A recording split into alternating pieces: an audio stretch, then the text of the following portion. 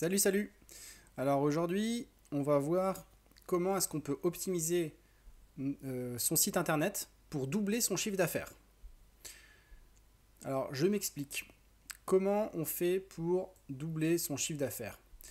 Eh bien, en partant du principe... Alors attendez, hop, je remets cette caméra toujours au premier plan. Alors je suis désolé, la caméra a une qualité vraiment horrible. Je suis conscient de ça, mais... voilà, c'est une vieille caméra que j'ai retrouvée dans mon garage et je me suis dit, tiens, pourquoi pas l'ajouter dans cette vidéo? C'est quand même un plus de pouvoir me voir. Et donc, même si ça apporte pas grand-chose à la vidéo. Et donc voilà. Alors, donc comment on fait pour doubler son chiffre d'affaires? En partant du principe où vous avez un client qui va chercher votre produit ou service sur Internet. Forcément, si il clique sur votre site, et bien, et que c'est grâce à ça qu'il va vous contacter, et bien forcément plus vous avez de personnes qui cliquent sur votre site, plus vous pouvez avoir de chiffre d'affaires, on est d'accord, hein. Eh bien, regardez cette étude ici qu'on peut voir de blog du modérateur.com, en sachant que, j'ai tapé ça tout à l'heure rapidement, mais il y a plein d'études qui montrent la même chose. Voilà, donc qu'est-ce qu'on peut voir? On peut voir que déjà, ici, dans le, en fait, sur les premiers résultats, là, le 1 au 10e résultat, c'est la première page. Et après, tout ça, c'est deuxième page, troisième page, quatrième, etc. Donc on peut voir que si vous n'êtes pas sur la première page, ici, bah, le nombre de clics sera très bas. Ici, vous avez un clic proche de 0. Et dès que vous passez sur la première page, là, ça commence à être intéressant. Ça commence à être intéressant et vous pouvez avoir... donc imaginons que vous êtes par exemple sur la deuxième page, ou même, peu importe, hein, la 10e page ou ce que vous voulez.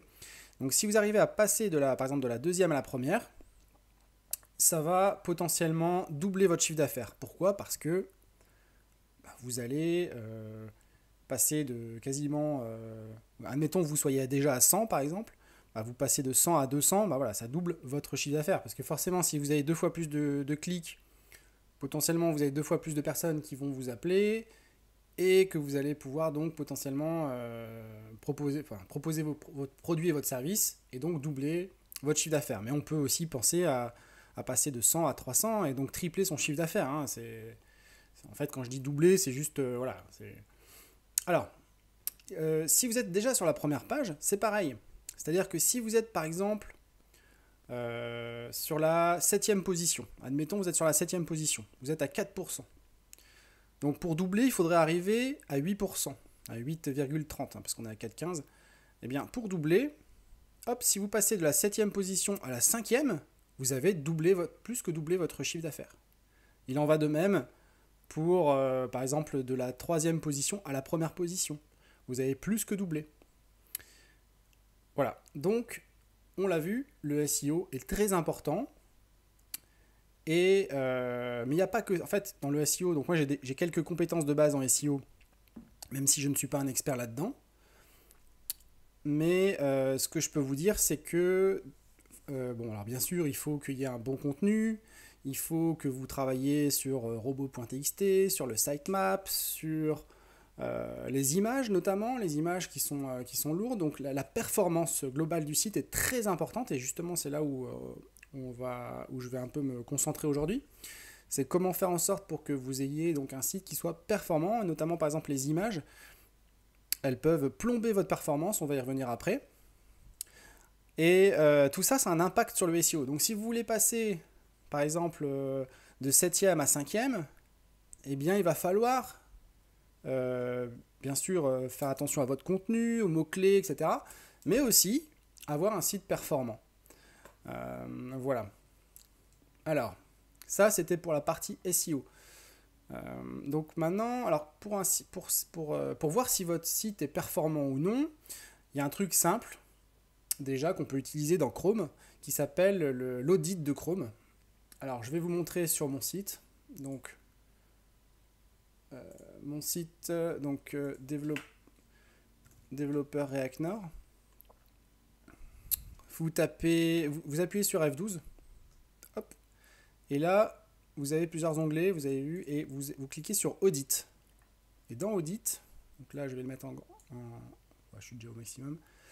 Vous pouvez choisir un audit sur cette page en cours, soit sur le desktop, soit sur mobile. Donc admettons, on va dire qu'on fait un audit sur mobile. Vous pouvez choisir ce que vous voulez afficher, la vitesse à laquelle il y aura Internet. Donc là, on va mettre slow 4G par exemple. Et on run le test, on run l'audit. Donc là, il run l'audit. Il faut attendre un peu. Et en fait, après, il va vous dire la note de l'audit. Donc là, par exemple, on peut voir qu'en performance, sur mon site, je suis à 95%, en accessibilité 97%, en best practice 100% et en SEO 98%. Donc ça, c'est une note qui est attribuée par cet outil Google. Donc ce qui est bien, c'est que comme Chrome c'est fait par Google et que cet outil est fait par Google, on peut espérer qu'il a un impact réel sur le SEO parce que personne ne sait en fait comment fonctionne l'algorithme de Google pour le SEO. Mais voilà, on a quand même des indications. Les pros en SEO savent quand même qu'est-ce qu'il faut faire pour faire monter votre site au top. Et cet outil, normalement, je pense que c'est un bon outil pour voir. En tout cas, je suis content parce que mon site est plutôt bien, a plutôt des bonnes notes. Voilà, donc ça vous permet, donc vous pouvez regarder sur votre site, vous prenez Chrome, vous appuyez sur F12, vous allez dans Audit, vous lancez votre audit, comme ça vous pourrez voir si votre site, il est bon en SEO, est-ce qu'il est performant, etc. Donc ça, c'était pour la partie audit. Maintenant, je vais vous parler de moi, qu'est-ce que j'utilise comme outil de développement pour créer un site performant. Donc moi, je me présente rapidement. Donc je suis quelqu'un qui était à la base dans le commerce, on va dire, parce que j'ai fait pas mal de choses différentes. Dans le commerce, les achats, le transport. Et j'ai toujours été passionné par la technologie et surtout la technologie de l'informatique. Et j'ai appris tardivement à programmer avec Python notamment, puis PHP, puis JavaScript. Et je me suis reconverti et maintenant j'ai travaillé 2 ans chez Altima où j'ai fait la maintenance du site internet Babilis et où voilà, j'ai fait l'évolution et j'ai beaucoup travaillé en JavaScript. Donc JavaScript qui est en train de décoller pas mal sur le web. De toute façon, c'est un langage que vous êtes obligé d'apprendre si jamais vous voulez vous reconvertir. Voilà, donc qu'est-ce que je voulais dire? Donc ça, c'était pour moi. Et donc après, je voulais parler de la Jamstack. Donc moi, pourquoi j'utilise la Jamstack?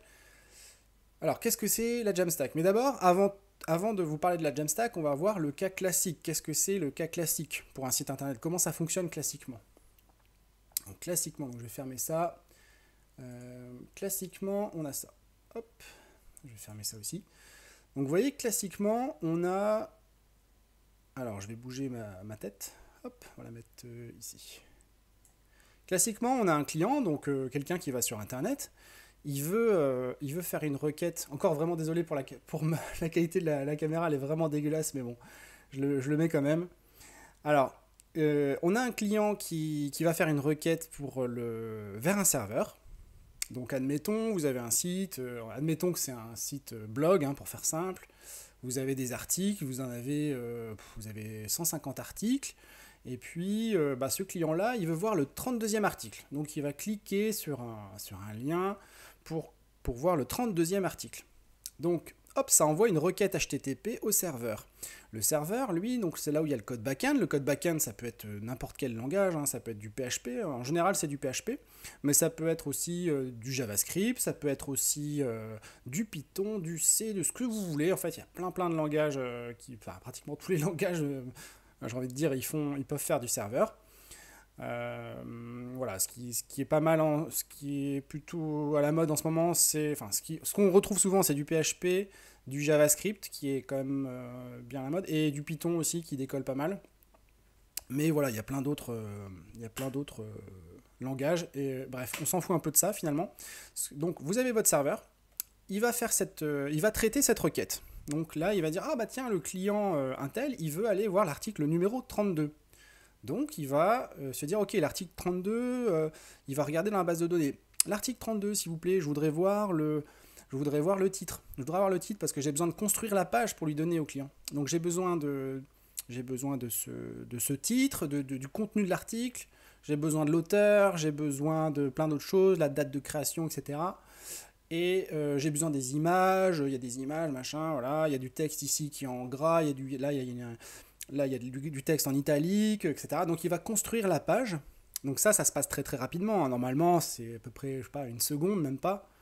Donc mais voilà, c'est du travail que votre serveur va effectuer. Et ce travail, il est fait à la volée. Donc le client il clique sur l'article 32, hop, à la volée, on va préparer cet article 32 et le retourner au client qui ensuite va, donc cette page qui va être du HTML, mais aussi du CSS et du JavaScript, va être interprétée par votre client qui va pouvoir, donc, enfin par votre navigateur, qui va pouvoir lire le contenu et vous afficher l'article 32. Okay, donc ça, c'est comme ça que ça fonctionne classiquement aujourd'hui dans la plupart des cas. Maintenant, voilà, ça, le fait d'avoir un serveur comme ça a un certain coût, hein, le coût du hosting. On en reviendra après.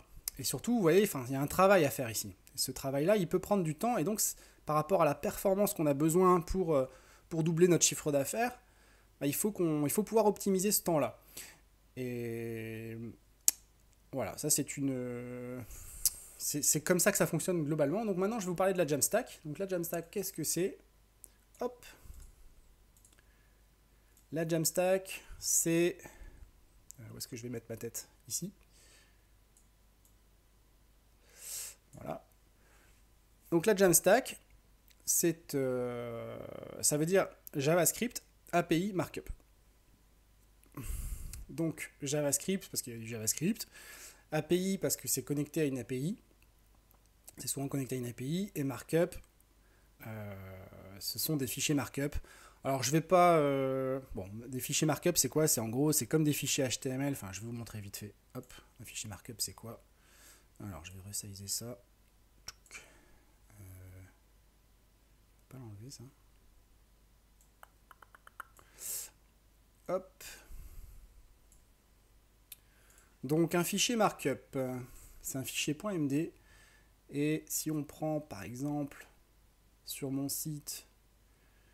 on va prendre n'importe lequel.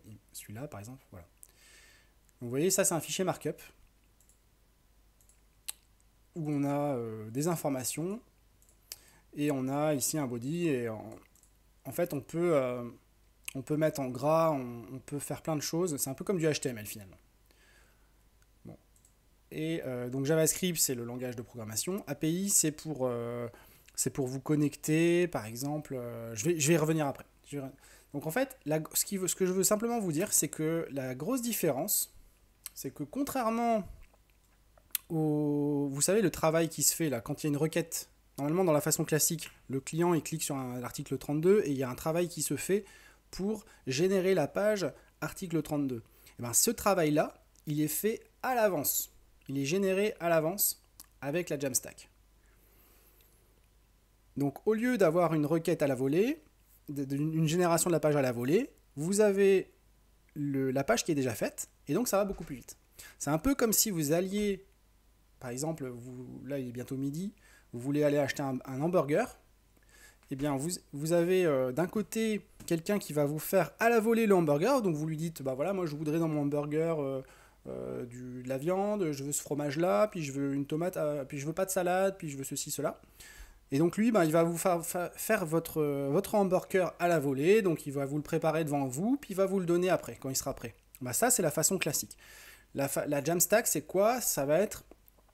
Vous arrivez, vous avez tous les hamburgers possibles, imaginables. Donc par exemple, vous n'aimez pas par exemple la salade ou la tomate, j'en sais rien. Bah, vous avez les hamburgers sans tomate, sans salade. Vous avez toutes les combinaisons déjà possibles qui sont déjà là. Et donc au lieu de dire est-ce que vous pouvez me fabriquer ce hamburger à la volée, vous prenez le hamburger directement. Voilà, ça va beaucoup plus vite. Au niveau de la performance, c'est exactement pareil sur un site. Le client il arrive, la page est déjà prête. Boum. Il la prend, elle est déjà préparée à l'avance. C'est hyper rapide, ça vous fait gagner en performance, ça vous fait gagner en chiffre d'affaires aussi. Voilà, ça c'est ce qu'il faut retenir de la Jamstack. Et je trouve que c'est une super solution. Donc je vais un petit peu rentrer plus dans le détail. Donc moi j'utilise, alors il y a plusieurs façons de générer des sites statiques en Jamstack. Moi j'utilise un framework qui s'appelle Gatsby, qui est un framework qui est au-dessus du framework React. Donc c'est un framework. Donc l'avantage c'est qu'on peut coder un peu comme en React. Donc si vous savez ce que c'est React, ou même si vous savez ce que c'est Vue.js ou Angular ou ce genre de framework front, ça vous permet de coder en différents composants. Donc c'est très bien pour pouvoir par la suite ajouter des nouvelles features à votre site internet. Pourquoi? Parce que c'est une façon d'organiser les choses qui est vraiment bien faite, et donc c'est comme si vous rangiez bien vos fichiers, etc. Et du coup, votre code est plus propre et plus facile à maintenir, et aussi plus facile à faire évoluer. Voilà. Donc, Gatsby, qu'est-ce que c'est Gatsby? Alors, Gatsby, si on tape ici Gatsby, oups, Gatsby, Gatsby le magnifique. Ok, alors, .js, voilà. Hop, je vais remettre ma tête en bas. Tchouk. Donc Gatsby, fast in every way that matter. Donc vous voyez, on voit qu'il est fait pour être rapide, pour être performant, pour vous faire gagner du chiffre d'affaires, si je puis dire. Donc du coup, comment ça fonctionne? Eh bien, vous avez en fait les données.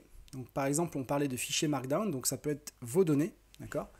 Mais ça peut être aussi une base de données classique, n'importe quel type de base de données, ou même n'importe quel CMS, mais il faut que ça soit un CMS headless. Donc par exemple WordPress, maintenant on peut le transformer en CMS headless. Alors je ne vais pas forcément aller dans le détail de ce que c'est qu'un CMS headless. Mais grosso modo, c'est vraiment une séparation entre votre back-end et votre front-end. Donc le headless, ça veut dire que ça va au lieu d'envoyer, enfin votre back, au lieu d'envoyer directement des pages en HTML, comme le fait classiquement la plupart des sites, bah là il va envoyer juste des informations. Par exemple pour l'article 32, bah, il va envoyer le texte de l'article, mais il ne va pas envoyer par exemple comment est structurée votre page, quelle couleur, etc. Donc ça c'est le headless CMS. Voilà. Donc en fait Gatsby c'est vachement bien parce qu'on peut se connecter à n'importe quelle chose, et ça fonctionne avec du GraphQL, donc je vais y revenir aussi après sur le GraphQL. Mais voilà, grosso modo vous avez les données, hop, vous prenez les données qui vous intéressent avec GraphQL, vous générez les pages en HTML, CSS et JavaScript, en l'occurrence en React même, c'est-à-dire que non seulement ça peut vous faire un site statique, mais en plus ça peut vous faire une application React, donc c'est vraiment génial dans plein de domaines. Et de là, vous pouvez déployer votre site. Alors je sais que je parle un petit peu chinois pour ceux qui ne connaissent pas l'informatique, mais en fait cette vidéo elle est à la fois adressée à ceux qui n'y connaissent pas, et pour leur dire que voilà, on peut gagner des sous avec un site internet, mais quand même j'aime bien parler un peu technique. Donc c'est aussi adressé à des développeurs ou des gens qui connaissent un peu mieux la partie technique, puis même ça permet de mieux comprendre quand même, ça peut vous donner un petit peu de connaissances là-dedans. Alors j'en étais où? Donc qu'est-ce que Gatsby? Gatsby c'est ce truc là. Maintenant de quoi je dois parler? Alors oui, il y a des avantages de Gatsby, notamment avec les plugins. Donc vous voyez, il y a des plugins, il y a plein de plugins. Par exemple, vous pouvez, si vous tapez Dropbox, je dis n'importe quoi, Dropbox, voilà. Avec ce plugin, par exemple, vous pouvez sourcer les informations Dropbox. Donc vous pouvez transformer votre Dropbox en une base de données en fait. Donc c'est génial. Vous pouvez, alors il y a un autre plugin qui est super bien d'ailleurs, c'est Gatsby Image, et on va y revenir après. Gatsby Image qui permet d'optimiser vos images. Très bien pour la performance. Donc il y a plein de plugins comme ça de base qui sont super intéressants. Alors on va dire que c'est pas aussi simple qu'un WordPress où vous n'avez pas besoin de coder. Là vous avez quand même besoin d'un développeur qui connaisse un petit peu pour pouvoir coder, mais on va dire que ça simplifie la vie du développeur et ça lui permet de faire des choses quand même vraiment poussées. Typiquement, les images que je vais vous montrer tout à l'heure, ça vous permet de faire des choses poussées en pas beaucoup de temps. Et plutôt axé sur la performance, le fait que le site soit super sympa, super rapide à utiliser, donc bien pour le SEO et tout ça. Alors maintenant, je vous ai parlé des plugins. Donc les plugins, donc on peut se connecter à toutes les bases de données qu'on veut, que ce soit du Firebase, la base de données classique, du MongoDB, du PostgreSQL, ce que vous voulez. Au niveau des images, on en a parlé. Les CMS, on peut se connecter à un CMS. Donc là, par exemple, si je vais sur mon site développeur Nord React, vous voyez ici, bon, par exemple, là j'avais une partie CV que je vais peut-être enlever. Et sur mon CV, tout est. En fait, tout mon site, je peux changer son contenu avec un CMS. Je vais vous montrer. Donc, vous avez une partie CV, vous avez une partie aussi portfolio avec les différents portfolios. Bon, là, je vais vous montrer la partie CV parce que justement, je vais faire une modification parce que justement, en Gatsby, je me suis un peu amélioré. Donc là, je suis actuellement ici et je me suis un petit peu amélioré en Gatsby. Donc, on va modifier ça. Donc, c'est parti. Donc, vous tapez /admin. Alors là, je vous parle du CMS Netlify, parce qu'en fait, il y en a plein d'autres. Hein. Il y a aussi, par exemple, Strapi, il y a aussi, quoi d'autre, Contentful. Donc voilà. Donc là, je vais vous montrer Netlify. Donc je me log avec Netlify. Hop. Hop. Je me connecte. Et on arrive dans... Alors, vous voyez, les créations. Donc, par exemple, là, j'ai une création. Donc on a tout ça c'est configurable. Donc moi par exemple dans mon portfolio j'ai plusieurs créations, donc voilà, je peux mettre un titre, je peux rajouter une création comme ça en fait, je peux faire ajouter une création. Là en l'occurrence je suis en train de la modifier, enfin je pourrais la modifier maintenant. Donc j'ai mon titre, le slug, enfin l'URL, la date de création, je peux mettre des images, voilà, je peux mettre du body. Donc là, vous voyez, comme je vous explique comment supprimer une liste YouTube, etc. Et si je clique sur ce bouton-là, eh bien, je peux voir donc le contenu. Bon, là, il n'y a pas d'image et tout, donc mais voilà, je peux voir le contenu de mon fichier un peu comme il serait normalement sur le site. Je vais vous montrer donc moi, vous voyez, j'ai fait des collections création, une collection service. Donc dans la collection service, j'ai les services que je propose. Bon là, je les ai pas tous mis, ils sont dans la base de données, mais je les ai pas tous mis en ligne. J'en ai mis que 2 en ligne. Création d'un site internet performant et puis application web. Et au niveau des pages, j'en ai mis qu'une pour l'instant, c'est le CV. Et le CV, lui, il est assez compliqué. Il était assez compliqué parce que vous voyez, par exemple, j'ai les skills. Et dans les skills, j'ai mes skills principaux, mais j'ai aussi les autres skills, etc. etc. Donc, j'ai la description, l'objectif, mais bref, tout est modifiable en fait. Si vous regardez ma page, si je prends développeur React Nord et que je mets CV, vous voyez ici par exemple, bonjour, je m'appelle Gabriel, eh bien, on peut le retrouver là. Donc ça, je peux le modifier. Les objectifs, je peux le modifier. Coder en React, c'est ici. Coder en React, je peux le modifier. Et ici, donc on avait dit ce que je voulais modifier, c'était ce truc-là. Donc on voulait rajouter un point sur Gatsby.js. Donc ça, c'est dans Main Skill, je pense. Donc Main Skill, Gatsby, voilà, c'est ici. Donc si je fais ça, donc 7, on va dire que je le passe à 8. Je vais Publish Now. Donc en fait, qu'est-ce qui se passe? Alors, Netlify CMS, la particularité, c'est qu'il n'y a aucun back-end. En réalité, là, ce que je suis en train de faire, c'est que je suis en train de faire un commit sur GitHub. Donc, si je vais sur GitHub, pour ceux qui connaissent, désolé pour ceux qui ne connaissent pas, c'est probablement du chinois, j'en suis conscient.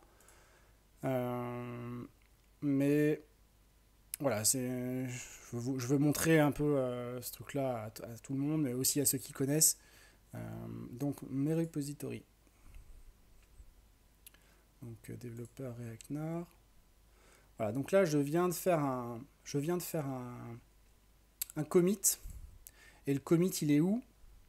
Il est ici, update page CV, vous avez vu. Et si on clique, on peut voir que c'était à 7 et je l'ai passé à 8. Donc maintenant, qu'est-ce qui se passe pour voir le fonctionnement? En fait, moi j'héberge ce site sur Netlify gratuitement d'ailleurs. C'est aussi un avantage. C'est complètement gratuit avec la Jamstack. Hop, si je clique sur ça, vous voyez là il est en train de builder. Il est en train de builder. Là il est en train de builder. Là. Donc qu'est-ce qui se passe? Il se passe que, pour résumer, on a fait un changement avec le CMS. D'accord? On a mis 8 ici au lieu de 7. Donc là on était à 7, on veut passer à 8. Ça a fait un commit. Ça veut dire que l'information, la donnée, qui est passée de 7 à 8, elle est maintenant stockée sur GitHub. Et de là, sur Netlify, c'est là où qui hoste mon site, c'est là où il y a mon site, eh bien, il va donc générer le nouveau script. Alors, je ne sais pas s'il a fini là ou pas. Alors ça peut prendre plus ou moins de temps en fonction du nombre de pages. Donc là, on verra après. On verra après s'il aura fini ou pas. Pour l'instant, il est en train de builder. Donc ça fait partie des inconvénients de la Jamstack, mais on va y revenir après. C'est qu'il faut à chaque fois refabriquer toutes les pages. Parce que comme je vous avais expliqué, elles ne sont pas faites à la volée. Elles sont fabriquées, voilà, ça fabrique un site statique, super performant, etc. Mais par contre, voilà, il faut le préparer à l'avance. Il faut préparer tous les hamburgers à l'avance. Un peu comme je l'avais expliqué tout à l'heure. Okay. Donc voilà, donc là on a vu les plugins. Je vais vous montrer rapidement un truc sympa avec Gatsby sur mon site en attendant. Donc si je vais, c'est les images. Donc les images, donc si vous voyez, je sais pas si vous avez vu, mais il y a eu un blur effect sur les images. Je vais remettre, alors je vais mettre une page où il y a beaucoup d'images, qui est celle-ci. Alors, il y a un bug. Je clique dessus, ça ne marche pas, très bizarre. Voilà, donc ici vous avez beaucoup d'images, des grosses images. Vous avez vu, tout ça c'est des images. Je vais appuyer sur F12. Alors, je vais l'enlever ce truc-là, voilà, pour qu'on puisse mieux voir. Donc là, je suis en train de régler la connexion en lente. Donc je vais dans Network, je vais dans Online, et je vais mettre Slow 3G. Donc je vais faire comme s'il y avait du Slow 3G. Okay. Donc là, je vais rafraîchir la page pour que vous puissiez voir l'image, comment ça se passe. C'est parti. Regardez l'image, regardez bien l'image. Ça va charger. Hop, vous voyez là, c'est en train de charger. Hop. Regardez, vous voyez, c'est flou là. C'est flou. Elle prend tout le contenu et hop, elle s'affiche.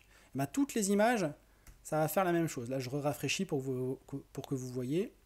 Je vais descendre très rapidement. Hop, vous voyez, c'est flou. Tout ça, c'est flou. Et hop, ça s'affiche.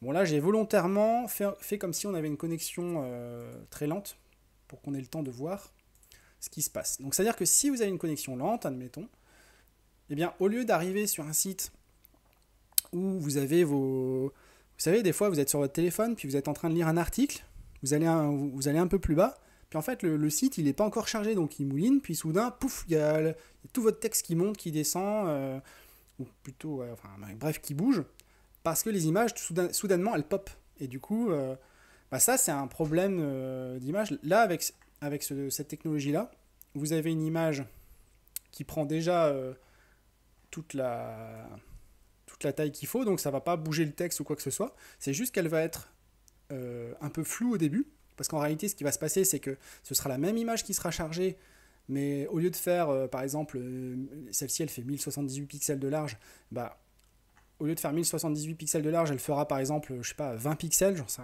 rien en fait, je sais pas exactement comment est configuré Gatsby. C'est Gatsby, hein, c'est un plugin qui le fait, moi je l'ai juste configuré. Eh bien, cette image donc sera par exemple de 20 pixels de large.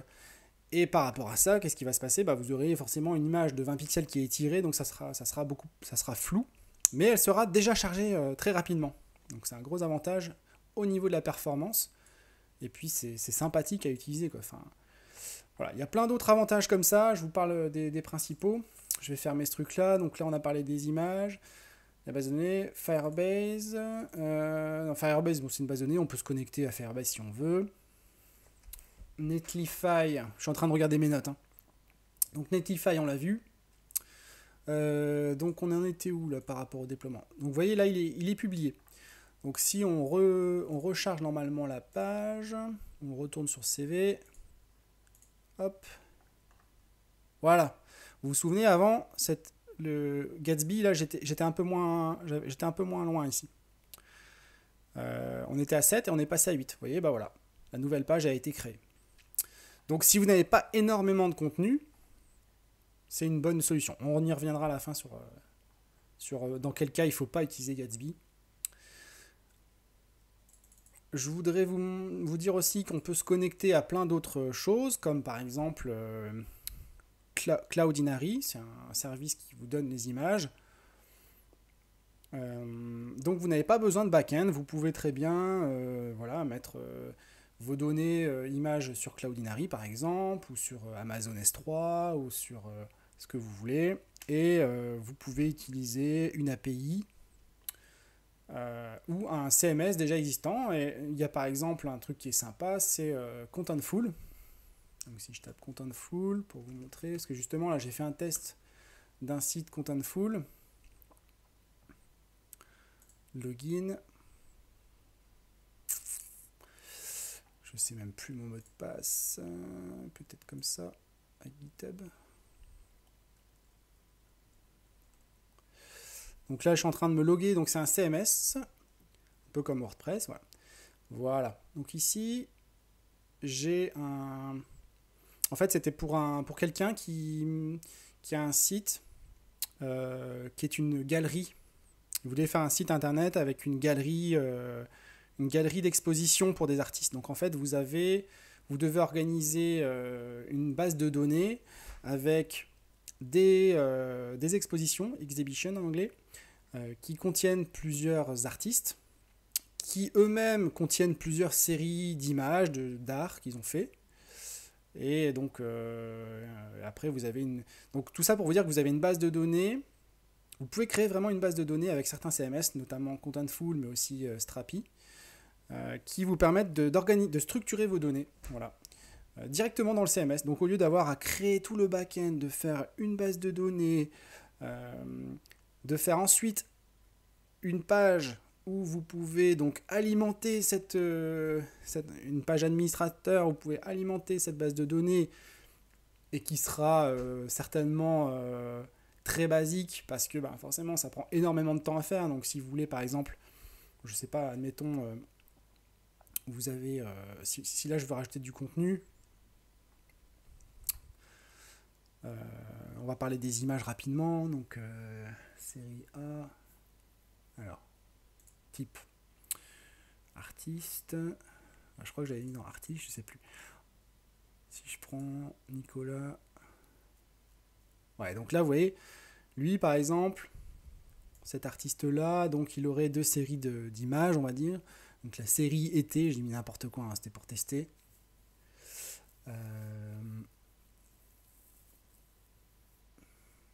Asset. Voilà. Et là, vous avez normalement une image. Donc vous voyez, vous pouvez cropper l'image si vous voulez. Vous pouvez aussi la faire pivoter, faire plein de choses. En fait, il y a plein de features comme ça qui sont déjà faites. Donc c'est un gros avantage par rapport à si vous voulez faire vous-même votre admin, où il y aura très peu de features forcément. Voilà, vous avez une équipe, hein, Contentful, si je dis pas de conneries, ils sont à peu près 150 personnes. Ça fait plusieurs années qu'ils travaillent sur ce projet, donc forcément, imaginez toutes les features qu'il peut y avoir. Voilà, si vous voulez ajouter des personnes dans votre équipe, vous avez un truc user ici. Comme on l'a dit, on peut rajouter facilement des choses dans la base de données. Si on veut rajouter un jour, je sais pas moi, blog, on peut là il y a déjà blog, mais bref. Si on veut rajouter un autre truc, on peut, il n'y a pas de souci, on peut créer des nouvelles données. Les contenus, on peut les trier de plein de façons différentes, les filtrer comme on veut, on peut sauvegarder des vues, on peut faire des tonnes et des tonnes de choses. On peut ajouter des médias. Quand vous ajoutez add asset, on peut ajouter plusieurs assets en même temps. Un seul, si j'en mets un seul par exemple. Alors c'est pas ça que je voulais vous montrer. Ce que je voulais vous montrer, c'est qu'on peut, on peut les prendre de Facebook, on peut les prendre d'Instagram, de plein de trucs. Enfin, il y a plein de belles fonctionnalités qui sont déjà prêtes à être utilisées. Vous voyez, on peut utiliser Dropbox, on peut utiliser plein d'autres choses. Et alors, par contre, c'est payant forcément, ça coûte un certain prix pour faire ça. Alors, vous avez des possibilités de faire vous-même votre CMS, et notamment avec Strapi. Seulement, ça nécessite quand même plus de travail. Vous devez quand même le mettre en ligne, enfin le hoster, par exemple sur Amazon. Et typiquement, donc ça vous nécessite aussi d'avoir des compétences de DevOps. Et moi, personnellement, bah, justement, il faut que j'apprenne encore des choses là-dessus. Je me concentre plus sur justement la partie front connectée à un back-end déjà fait idéalement pour gagner du temps. Après, je pense que je pourrais le faire aussi typiquement. De toute façon, j'ai déjà fait une application en Node.js, donc je sais le faire aussi, mais voilà, j'ai encore beaucoup de choses à apprendre, on va dire, au niveau DevOps.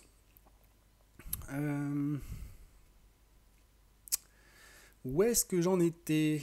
Ah oui, donc alors c'est payant, mais vous pouvez avoir un service gratuit. Regardez, quand vous allez dans Settings, Usage, là je suis sur un service gratuit justement, et si je descends, alors il y a des limites forcément, de toute façon même quand c'est payant il y a des limites, mais voilà, ici par exemple, vous avez 5000, non c'est ici, 5000 enregistrements, 5000 records. Donc il ne faut pas dépasser les 5000 enregistrements. Voilà, c'est la limite pour que ça soit gratuit, mais bon, il n'y a pas de souci, je pense pour beaucoup de projets, on peut les faire avec 5000 enregistrements. Donc voilà, ça c'était pour la partie GraphQL, pas GraphQL, quelque chose. La partie Contentful. Très rapidement, très rapidement, je peux vous montrer qu'après on peut choper les infos. Donc attendez, j'enlève un peu j'enlève ma tête 2 secondes.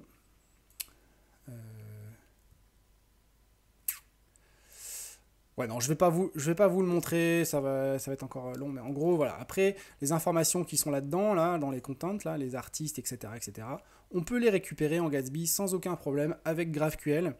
Je l'ai déjà fait pour ce projet-là. Justement, j'ai testé pour voir si ça marchait. J'ai mis même un site live. Bon, allez, je vous montre quand même très rapidement. Parce qu'en même temps, ça va permettre à la personne qui est intéressée de voir. Donc, style. Voilà, donc là j'ai fait un site bidon juste pour voir si j'arrivais à récupérer ces informations.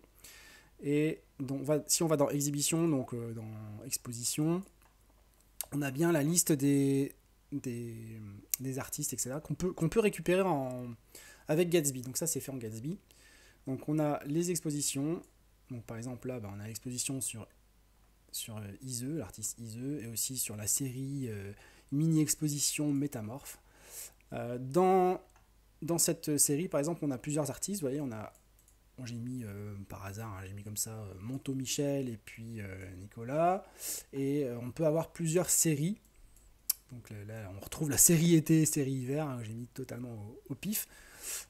Donc par exemple, dans la série hiver, on peut aussi avoir plusieurs images. Donc, vous voyez, on peut organiser notre base de données vraiment comme on veut et facilement et rajouter des features en back grâce à Contentful ou Strapi.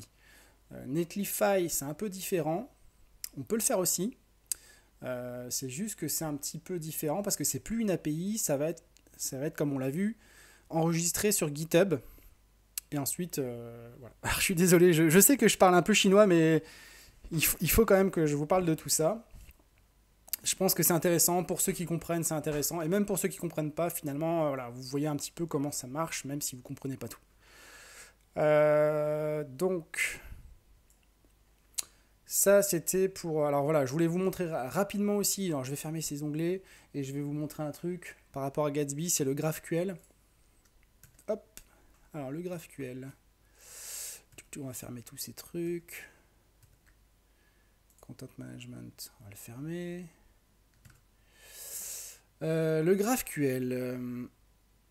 Ouais, donc voilà. Donc là, on a un site. Ça c'est le code. Le code de mon site Gatsby. Donc, aussi pour vous montrer rapidement, vous voyez, il y a des composants là. Donc, tout est organisé par composants. Par exemple, là, vous avez un composant CV description. Donc, ça se concentre uniquement sur la description du CV. Vous avez des pages aussi, les pages services. Voilà, et dans chaque page, on peut ajouter des composants. Voilà. Donc ça, c'est quand même un gros avantage. Et vous voyez, c'est du code React. Donc pour ceux qui connaissent, c'est comme si, enfin, c'est du code React. C'est juste qu'il y a des trucs en plus qui sont vraiment sympas, notamment pour le SEO, parce qu'on sait qu'en React, bah, le SEO c'est juste de la merde. Là, c'est un très très bon SEO. Au contraire, c'est un site statique, donc c'est au top, hein, comme on a pu le voir avec les performances, etc., lors de l'audit. Donc voilà. Le GraphQL. Donc si là, j'ouvre mon terminal, bah, je l'avais. Hop. Donc si je fais npm start, donc npm start, ça va permettre de générer le site, donc là localement sur ma machine locale, hein, pas sur le enfin, bref, c'est sur ma machine locale. Donc c'est pour vous montrer GraphQL. Donc là, voilà, si j'ouvre localhost 8000, je pourrais voir mon... Alors, attendez que je regarde un petit peu. Donc ici, si je vais sur localhost 8000, donc j'ai mon site en local, cette fois-ci. Et là, si je fais slash GraphQL, eh bien, j'ai ce magnifique outil qui est de base dans Gatsby, qui permet de récupérer les infos. Donc pour rappel, Gatsby peut se connecter à n'importe quelle base de données et après choper les informations donc via les plugins. Donc là, par exemple, nous, on peut choper via le plugin Netlify CMS, on peut choper... Bon, en fait, finalement, ça fait des fichiers Markdown qui sont committés sur Git, mais on peut choper donc dans ces fichiers Markdown les informations qui nous intéressent. Donc, pour vous montrer un exemple, on peut faire All Markdown, Node. Vous voyez ici, c'est la requête GraphQL. Et bien, en fait, elle est générée automatiquement. Il nous suffit de cliquer sur ce qu'on veut et la requête est générée automatiquement. Donc là, par exemple, si je veux dans Node, si je vais dans Front Matter et que je veux le titre, donc je mets titre, je fais clic ici j'exécute la requête. Vous voyez, j'ai toutes les informations que j'ai demandées qui s'affichent. Par exemple, j'en ai un, c'est CV, l'autre c'est mon portfolio, l'autre c'est Contact Keeper, l'autre c'est Dominique, mon nouveau portfolio. Voilà. Je peux aussi filtrer, donc là ça prend vraiment tous les fichiers Markdown, mais je peux aussi filtrer, par exemple, sur mon site. Je ne sais pas si vous vous souvenez, mais il y avait service, CV, puis il y avait aussi portfolio. Donc le portfolio, je peux aussi le filtrer directement là-dedans. Alors, All Markdown Filter. Donc, vous voyez ici, il y a un truc filter, donc je clique dessus, vous voyez, ça me rajoute un filtre. Et je peux mettre Front Matter, ce que je veux, c'est filtrer ce truc-là. Je veux que mon URL dedans, je vais filtrer avec une regex. Et dans cette regex, je vais mettre portfolio. Je veux prendre toutes les pages portfolio. Donc je vais ajouter cette regex.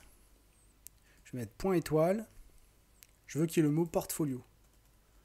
Portfolio. Point étoile. Voilà, hop. Voilà, là on a tous les portfolios. Toutes les pages portfolio qui sont affichées. Enfin, tout ce qui est dans mon portfolio en fait. Il n'y a plus CV, etc. Donc on peut cibler vraiment très bien ce qu'on veut.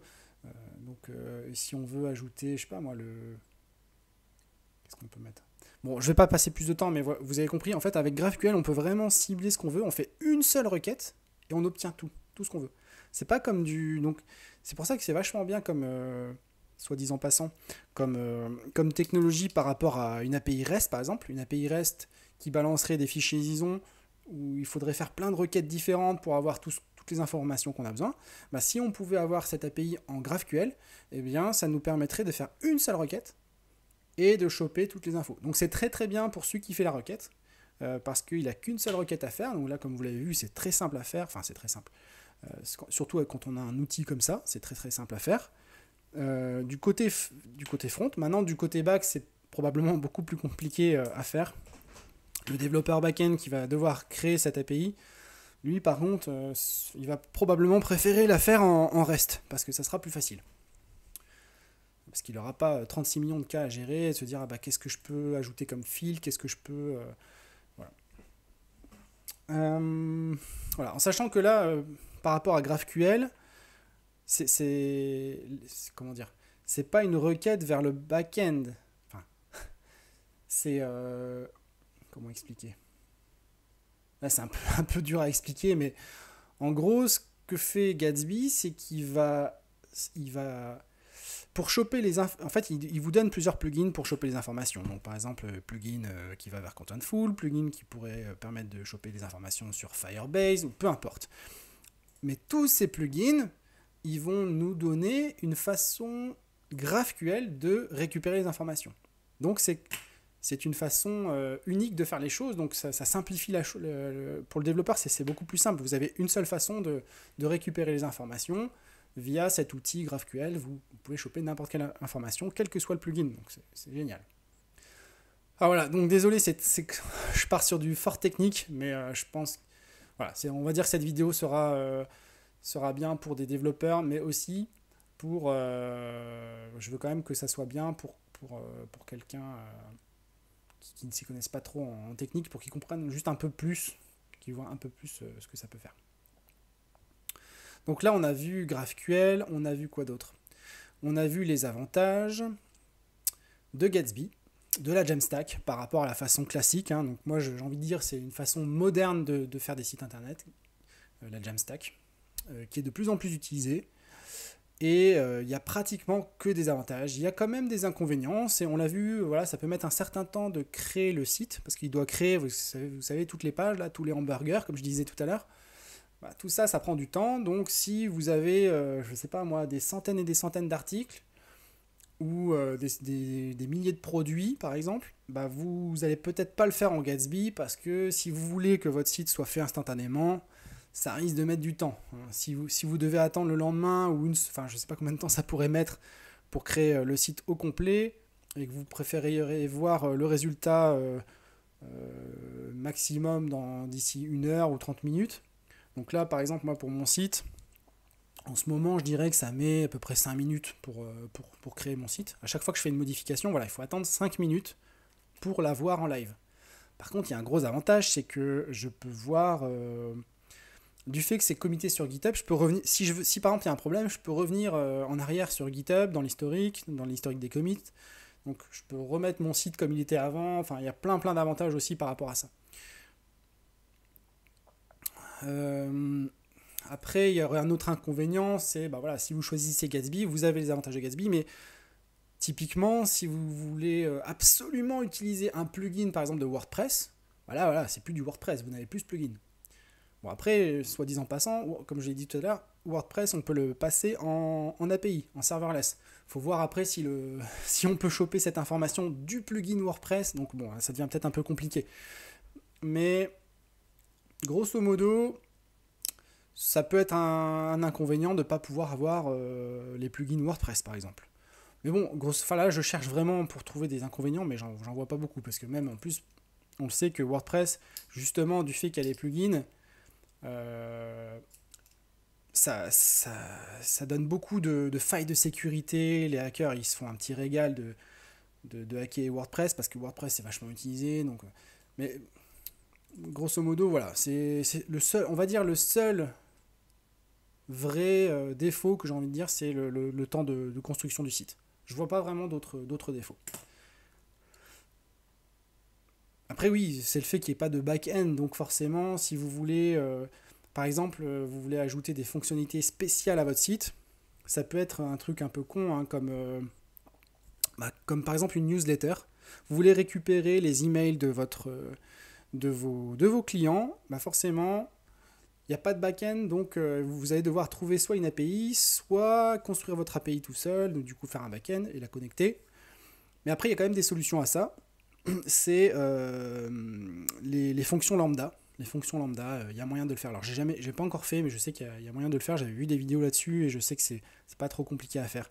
Vous pouvez créer une fonction lambda qui vous permet de récupérer donc par exemple les emails par exemple des informations d'un formulaire. Un formulaire où il y aurait l'email, par exemple, vous pouvez le récupérer, il n'y a aucun souci.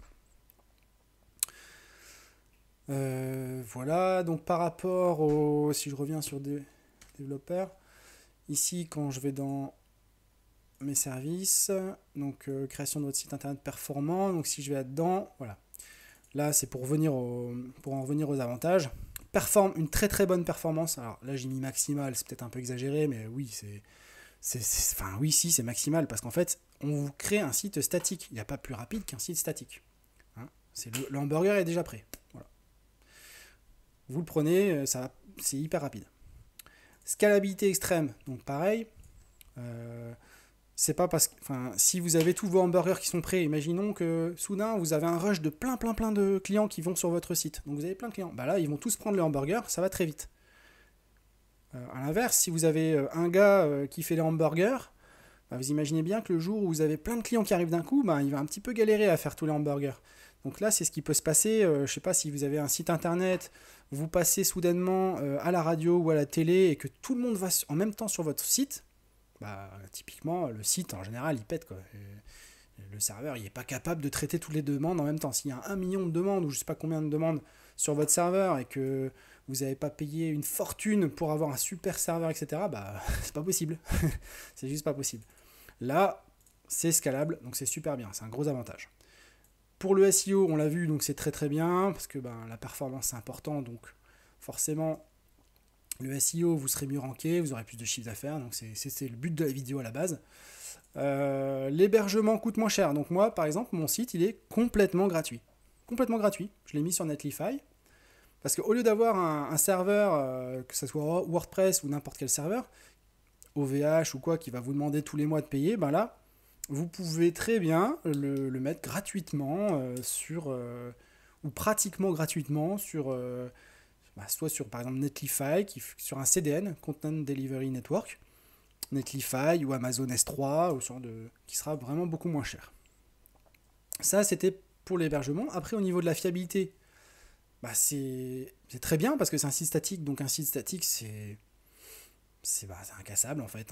C'est pas que c'est incassable, mais c'est vraiment beaucoup mieux. Comme je l'ai dit tout à l'heure, dans WordPress par exemple, les hackers ils vont se faire un plaisir de regarder les failles de sécurité qu'on peut trouver, et puis ils vont chercher après les sites WordPress où il y a ces failles là, ils vont les faire péter.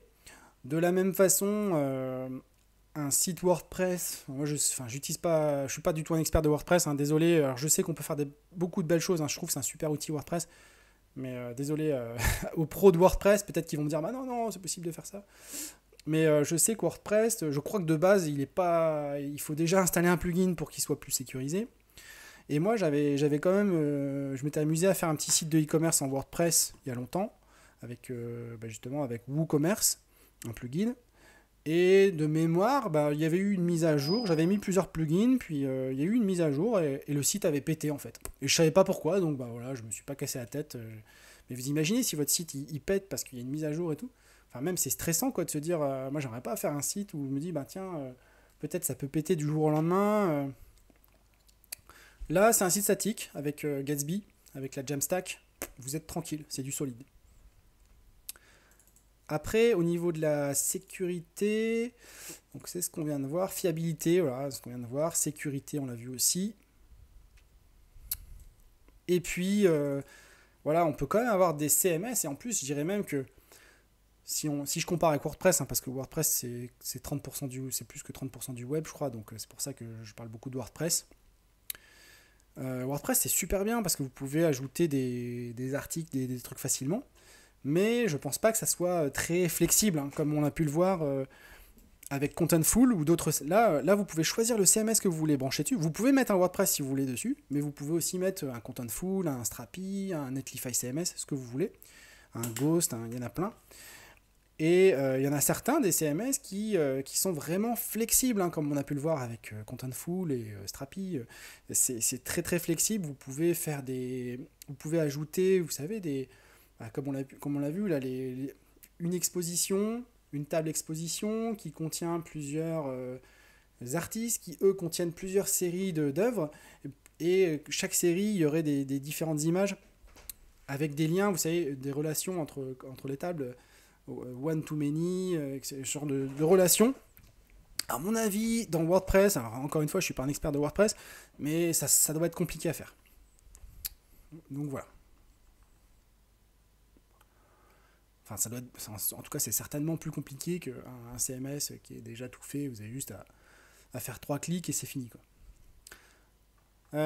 Donc ça, c'était pour les avantages et les inconvénients.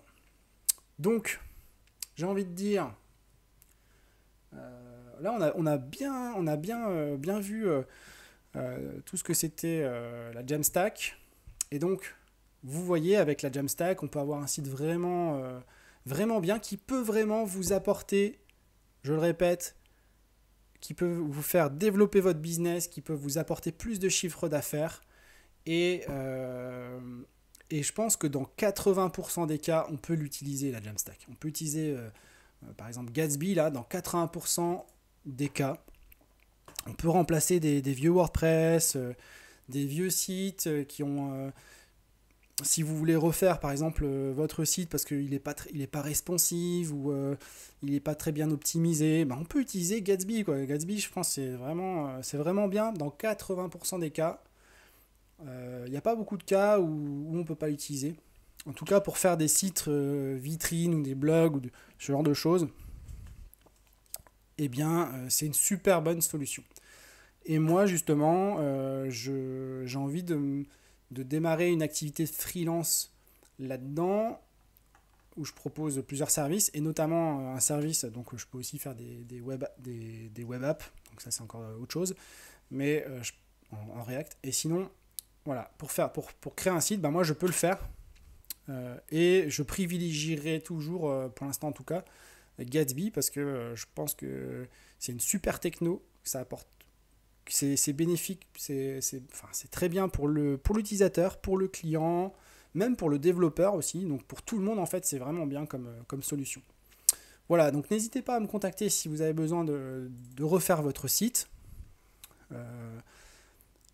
ou d'optimiser votre site, ce genre de choses, ou de créer une application web, il n'y a pas de souci. Et voilà, j'espère que je vous aurai appris des choses sur la Jamstack, sur comment doubler votre chiffre d'affaires ou au moins augmenter votre chiffre d'affaires.